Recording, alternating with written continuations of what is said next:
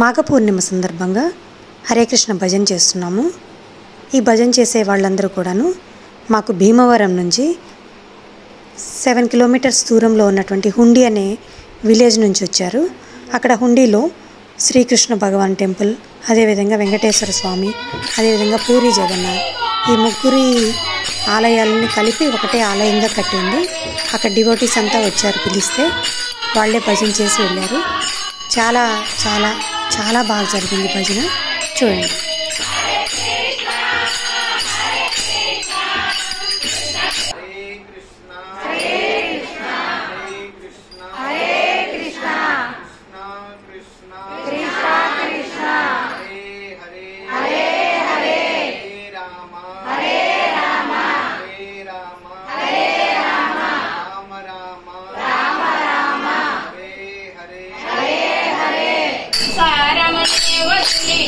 కీర్తన చేద్దామంటే సాగయ్యను నేను కానయ్యా, అంత బద్ది నాకు లేదయ్యా.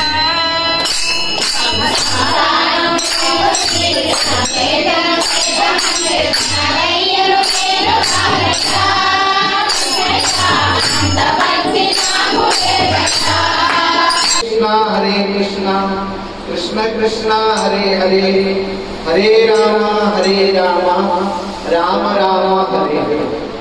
లేదా గోవిందా గోవిందా గోవిందా, లేదా జై శ్రీరామ్ జై శ్రీరామ్ జై శ్రీరామ్.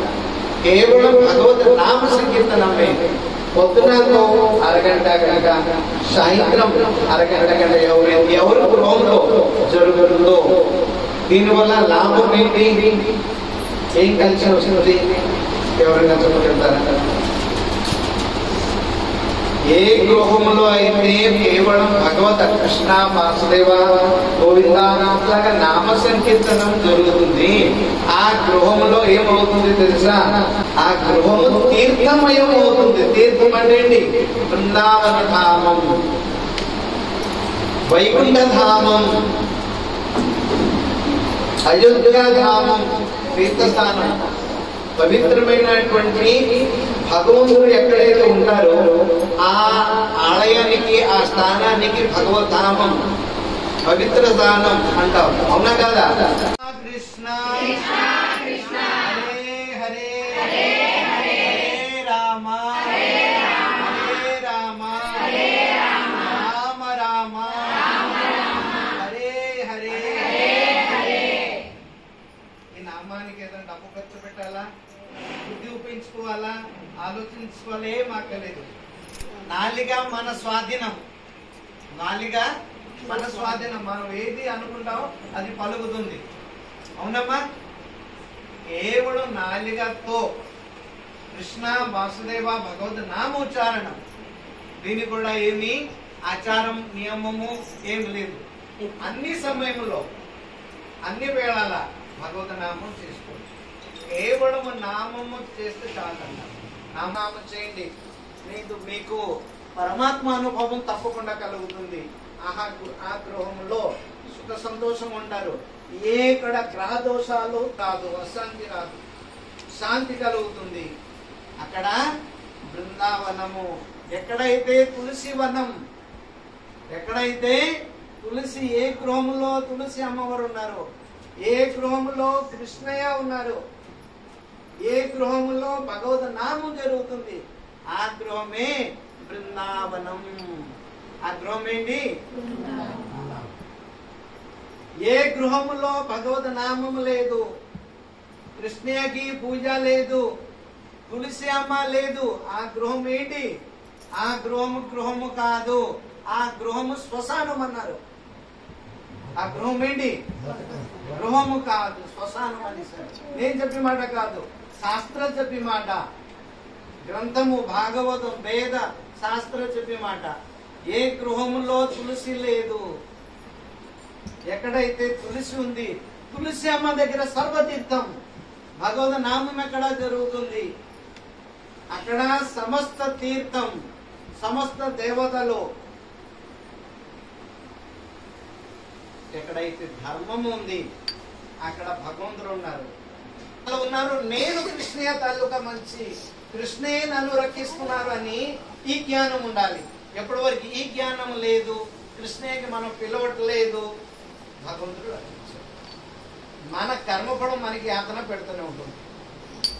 ఎప్పుడైతే మనం భగవంతుడు శరణాపన్నం అయిపోతాం, కృష్ణయ్య నన్ను రక్షిస్తున్నారు, నేను కృష్ణయ్య తాలూకా మంచి, మన కర్మఫలం ఉన్నా సరే అది కర్మఫలం తొలగిపోతుంది. మనకి మృత్యుగండం ఉంది. ఎప్పుడైతే భగవత శరణాపన్నం అయిపోతాం, ఆ మృత్యుగుండం కూడా నశింపైపోతుంది. మీ అందరికీ తప్పకుండా సద్గతి, మోక్షము, శాంతి, ఆనందం కలుగుతుంది. భగవత నామము విడిచిపెట్టకండి, భగవత నామము నిత్యం చేయండి. ఈ కలియుగములో కేవలం భగవత నామమే సారం. భగవత నామం తప్ప మిగిలినటువంటి సారమైనటువంటి ఈ కలియుగములో ఏమీ లేదు. సారం అంటే ఏంటి అమ్మా? సారం అంటే అర్థమైందా? సారం అంటే ఏంటి అమ్మా?